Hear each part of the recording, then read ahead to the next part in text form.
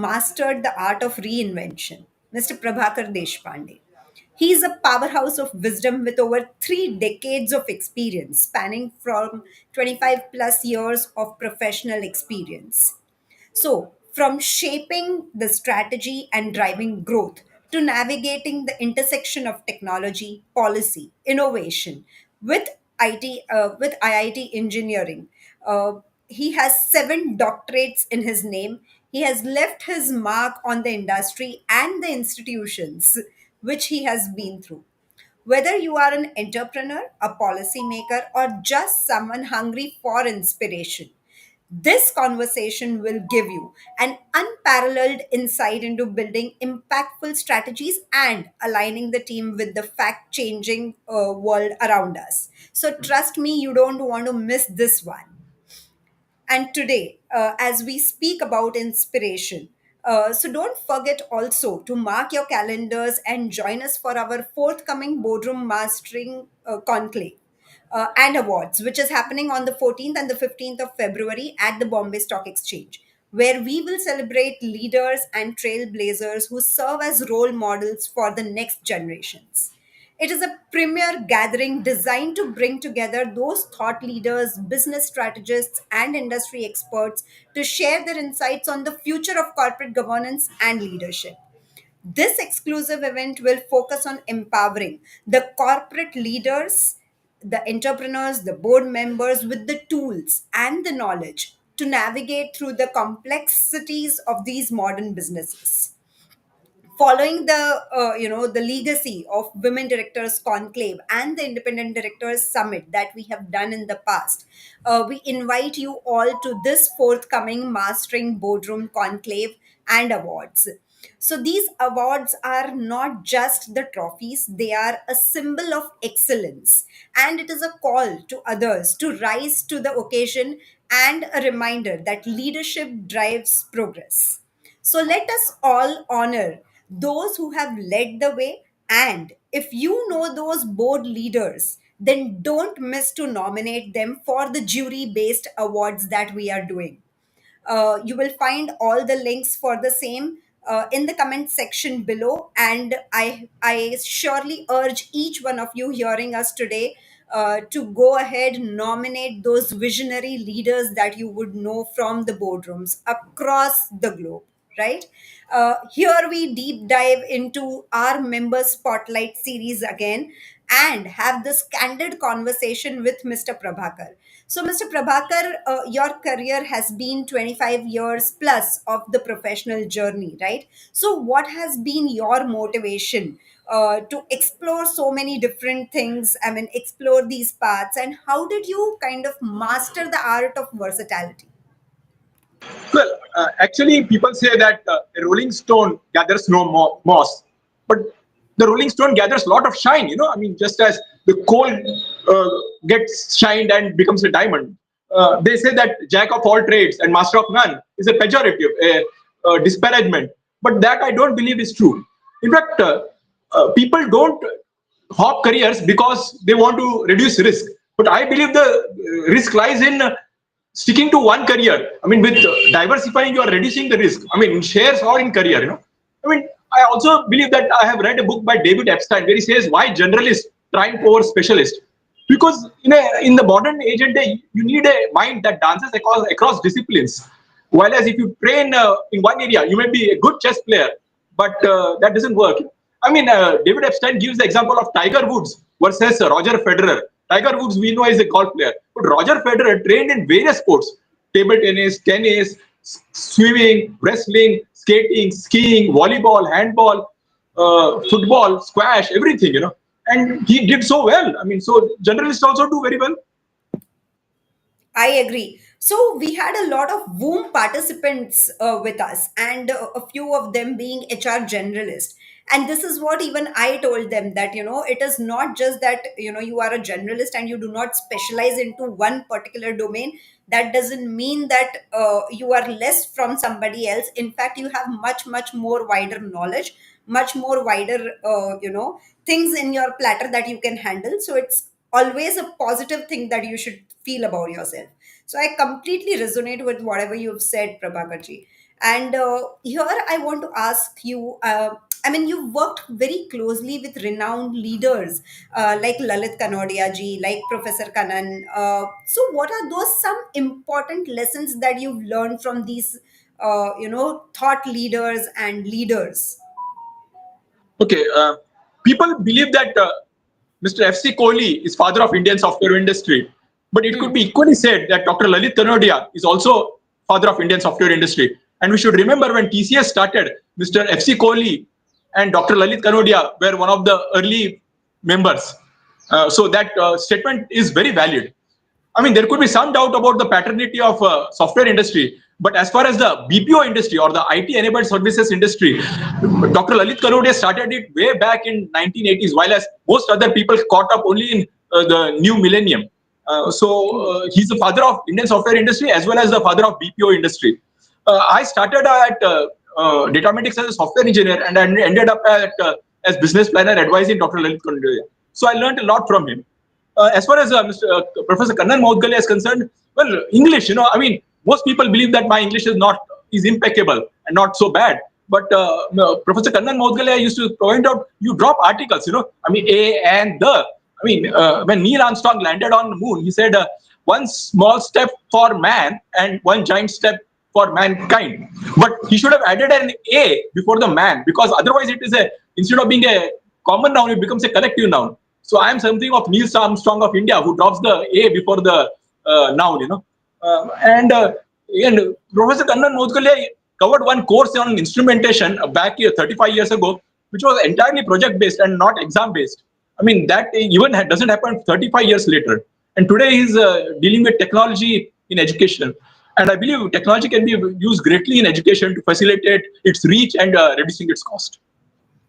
Great, great. So I understand that, both these people have kind of made a mark in your journey that you have lived, and they have created that impact with you. Could you also highlight some other leaders who would have inspired you apart from both of them? You are on mute. I can speak of political leaders like Mahatma Gandhi ji, Shivaji Maharaj, but business leaders, not much, not much. Okay. Okay. Fair enough. So, going ahead and, with discussing about the aligning of the strategy, the policy that you have been doing, right? So, how can businesses, especially the startup segments, align their strategies with the government policies to drive those growth and ensure long term sustainability?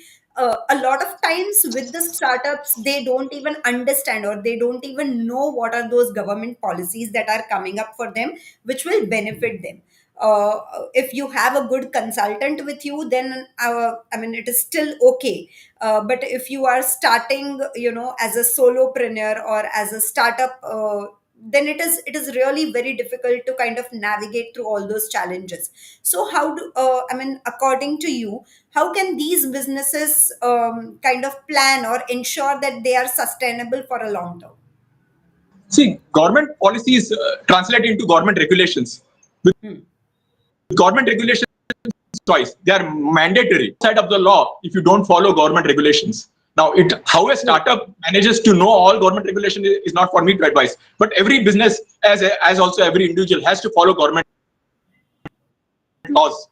But it is more important to align tastes of employees and technology changes rather than government regulations. That is where the intelligence lies. Not so much the government regulation, which are mandatory, but the taste of consumers, the technology changes, and the employee preferences, which are voluntary. That is where the differentiator comes.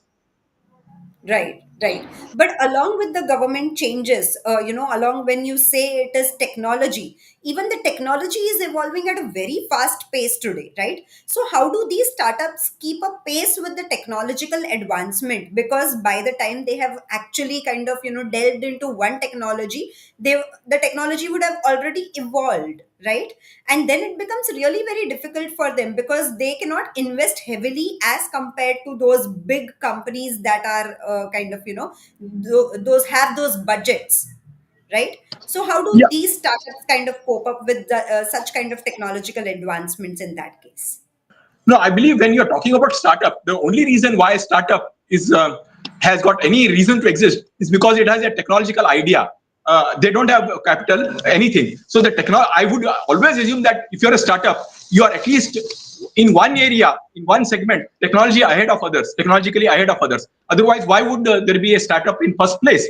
And there will be startups of this generation which will be taken over by startups of next generation. That's how it is, and that's how it will be. But I can't believe that startup, you can have a startup which is not technologically ahead of time. Hmm. I agree. Right. So, being technologically ahead and keeping pace with the fast innovation that is happening are two different things, though. But I take your point that, they have to kind of be in that race to reach at a certain stage, and then possibly they have that time to kind of, breathe in between and then kind of settle down with the best technology that they feel. And with this, I also wanted to understand from you. You have done a lot of research in this work of technology, right? So, what are those top technological advancements which you believe that will shape the next decades of business? It would be a cliche to say artificial intelligence, but artificial intelligence. People are talking about unemployment, etc. I say, Hmm.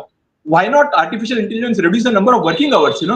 And I believe we have seen production growing rapidly over the last 3 decades in every area. I mean, today we changed our mobile phones in 2 years, our computers in 5 years. More production. What is required is more leisure. I mean, Narayan Murthy talks about a 70-hour work week, and he's from the software industry. And software industry is supposed to increase your productivity by 1,000 times. If your productivity is increasing by 1,000 times, why do you still have to work 70 hours a week? Why not 70 minutes a week? I mean, what is the use of technology, especially the software, which increases your productivity by million times? So that is the area where technology should contribute, including artificial intelligence. Wonderful. I think this is a very important point that you have brought into picture. But do you still feel that technology can overcome or overdo everything that humans are doing currently today? Because then it will become kind of, more of a robotic world where we will only be programming for 70 minutes and then rest all is happening on their own. I say, what do they of technology know? Who only technology know? I mean, technology, despite the fact that I'm an engineer, is, let's say, just 10% of the human life. There is more to life than technology. I mean, I would dread a world where technology comprises of more than 10% of human life. I mean, there is medical care, there is humanities, there is economics, there is politics, of course, there is entertainment. So technology is a very, very small component of the entire gamut of human experience and abilities. Wonderful, great. Prabhakarji, you have done three of your doctorates and four have been honored to you, right? So, we would love to know about that as well. So, which are those three where you have kind of done your doctorates? What was your passion into it? Why did you choose those subjects, those three? And what was behind the four honorary doctorates as well? Uh, the 3 doctorates I've done is one is in management. I mean, in Hmm. management, I mean, there used to be a book in the mid 1980s, What They Don't Teach You at Harvard Business School by Mark Hmm. McCormack. Management is not something that you can learn at IIMs. Management is something that you learn outside of IIMs after getting into the industry. Management is 10,000 years old, but management education is only 100 years old. So I have True. used that street smart things that I've learned over the 30 years to do my 2 dissertations, and I passed the second one also. So basically, first one was titled Essays in Business Administration by Street Smart Manager, and the second one is was titled Revolutionary Ideas in Business, Applying Out of Box Thinking to Business Issues. So and then the second doctorate is in economics, and third doctorate that I have completed is in which covers broad spectrum, including psychology, sociology, political science, international relations, history, journalism, judiciary, feminism, social work, and religion. So 10 different areas within humanities. Wonderful, wonderful. And you've kind of done your research into each one of them. Each one of us. So, no, yeah, not very deeply, but enough. Wow, that's sincerely amazing. And how about those four that were offered to you? And what was the genesis behind that? uh, I am not particularly fit, but I worked at my fitness. So one is in health and fitness education. I have a karate green belt, and I'm an internationally certified yoga teacher, and I'm personal trainer certified by Gold Gym. So that's one in health and fitness education. IT was a natural one because I've written a book on IT for managers. Just as there are books on accounts for non-finance executives, so IT for non-IT people, and I covered information technology for Economic Times. So that was another doctorate. Then I have always been involved in social work and NGO sector and CSR. So another one is social work, and I've written a book on meditation. The fourth one is on meditation, religion and spirituality. And this weekend I'm going to pick up an honorary doctorate in film production and management. I'm I sorry, have what? taken training. Yeah, film production and management. I'm member of What? Indian Motion Picture Producers Association and also the Cine Actors Association. So I'm planning to enter Bollywood, and who knows, that's possible. Wonderful. I think this is a very new area that you're delving into, and we wish you all the best for that as well. And hope that very soon we hear one more doctorate in that area as well from you. Yeah, but I'm really excited about the book part that you mentioned. So, if you could kind of, you did give a gist about the book that, it is an IT book for non-IT people, the way we have finance for non-finance. But can you share some tips from your book? Well, this interview is too short to get some tips, but basically, you can't afford to be IT illiterate in the corporate world. I mean, and that goes beyond ability to use mobile phones and use computers or so on. You have to be able to talk to the IT guy, and so you have to understand at least 1% to 10% of technology. So it's in bridging that gap where technology people should understand management, and management people should understand technology. Otherwise, corporate software will be suboptimal. I completely agree. So I've seen salespeople really struggling with the IT portion, and when they go at the managerial roles and the senior leadership role, sales IT is one part which they have to handle in the large organizations, and that is where I've seen IT projects failing because they do not understand the requirement that the salespeople have put forth for them, based on the market that they would have kind of researched, and the sales people failing because they do not understand what will be the product or what will the product look like after they have given the requirement. So there is a complete mismatch, and there have been huge failures due to that. So I completely agree to what you're saying, that each leader must be aware about the technology, the changes, and also understand the technological terminologies well, so that they can kind of sail through that ship. And wonderful to hear this, but I would also want to understand from you, from journalism to social work that you mentioned to consultancy, and now even into the film industry. So you've had hands on so many disciplines and so many areas. So how do you approach such varied roles while maintaining the impact, or while doing that kind of research and in-depth analysis about all these things? And when what is the reason behind doing this? Well, they say a specialist knows more and more about less and less till he knows everything about nothing, while a generalist knows less and less about more and more till he knows nothing about everything. So I am the kind of person who knows My nothing God, this about was very everything. confusing. Yeah. So I believe you thought that I have depth in everything. No, that's not true. See, depth and width are mutually exclusive. I have traded off depth for width. Some people would trade off width for depth. That's one career choice. This is another career choice, and both are equally valid. I mean, you have Tiger Woods and you have Roger Federer, and both have done very well in their careers. True, true. So coming back to the doctorate, so what role has education played in shaping your career, and how is it that future leaders can learn a lesson from you, and kind of try their hands on various things? So what is the kind of mindset that they need to have for doing this?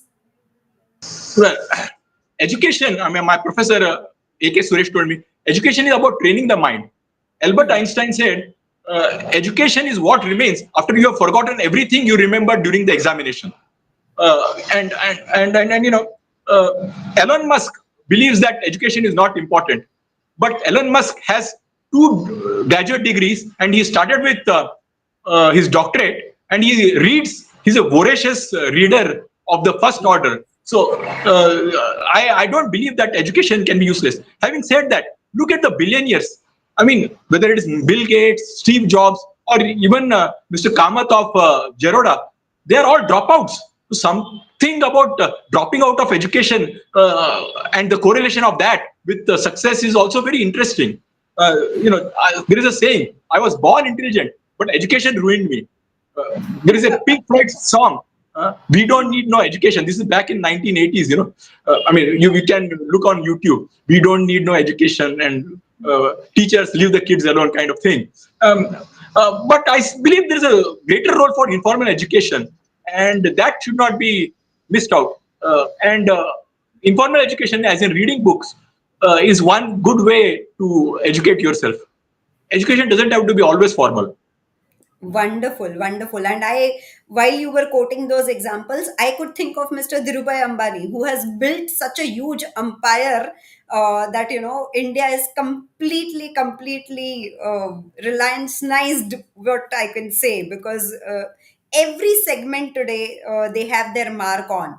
And I truly agree that, you don't need that kind of books only, which you come across in the schools, but yes, reading everything and reading variety of books is really very important, so that it helps you kind of build those neurons which will attract more kind of good leadership skills, good thoughts.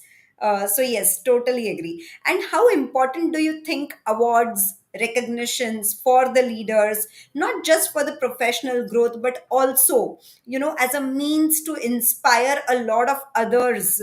How do you see those awards and recognitions for the leaders? No, I believe you need awards and recognition to validate your abilities. That indicates lack of self-esteem. Now, that very fact that you don't have esteem, self-esteem, means lack of confidence, and that itself can be a barrier to success. I mean, success is a function of confidence, and if you're working towards award, it means that you need external validation, which means you lack confidence, which can be an obstacle and a hindrance to success. Ah, this is a very different perspective that you've brought together to the table, because generally it is always seen as, that is a motivating factor to a person who is doing a great job, and kind of, an external motivation for the good work that the person is doing. But from your understanding, I'm seeing it as a completely different aspect altogether. So yes, may it be that way. I would also want to learn from you, who are your mentors in life?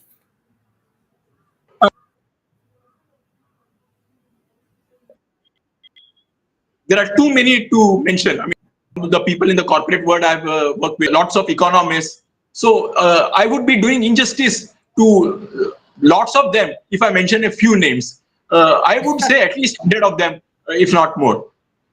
Wow. But if you can think of at least one or two, who are the top one or two, maybe? As you mentioned, Dr. Lalit Kanodia and Professor Kannan Maudgalya, I mean, certainly. Okay, fair enough. And what are your key strengths to success? What do you think are the key strengths towards success for any leader, any thought leader, any board leader? Well, I mean, key to success. Well, one must, I mean, first we need to define what is success. I mean, I would argue that you should not pursue success at the expense of your personal life. I mean, work life balance is a very important thing. And in this, I am entirely opposed to Mr. Narayan Murthy, who believes that work life balance is not important. Secondly, personal life is more important than professional life. I mean, we are working to live, not living to work. Finally, it's nice to be important, but it's more important to be nice. True, true. So, do I understand these are your key mantras of success that you follow and you believe truly? Yeah, I mean, depending on how you define success, I define success is in living in a loving atmosphere and finding peace and joy. For those reasons and those goals, I believe these mantras are perfectly valid. But if your goals are entirely different, then these mantras could be entirely invalid. Wonderful, wonderful. But I wanted to know only about you, so I understand and I take your point.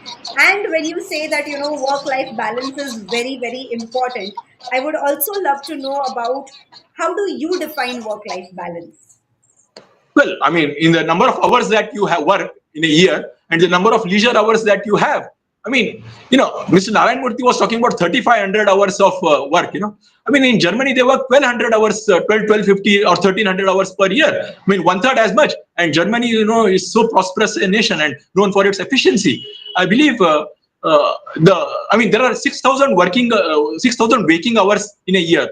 One can define work-life balance as a ratio of number of leisure hours to the number of working hours, and that's putting a quantitative estimate of what work-life balance means. And I would argue a ratio of 3:1, but at the very least, in the worst case scenario, 1:1. Great. So 1:1, 3:1 is three times the life that you enjoy versus the one time that you work. Is that so? Exactly. Exactly. I mean, 1,200 hours of work as opposed to 38 or 3,700 of hours of leisure. Great, great. So as a board leader, what are those key skill sets that you bring to the table? Or what are those value adds that you bring to the table? As I said, since I've doctorate in 7 areas and I'm expecting in 5 more, it's a mind that dances across various disciplines. I mean, no more, I believe, a mind that specializes in one area. I mean, that may be good for playing poker or chess, but for corporate leadership or economic leadership or even leadership in NGO sector or for that matter political area, it's a mind that dances across different disciplines and hence brings cross fertilization of ideas and pollination from different subjects, is the one that brings perspectives that can enhance optimality of an organization or the person. So that's my key strength, the ability to have a mind that dances across discipline, from film production to fitness to information technology to social work to religion to management to economics to humanities to health sciences and industrial engineering, everything in the under the sky. Wonderful, wonderful.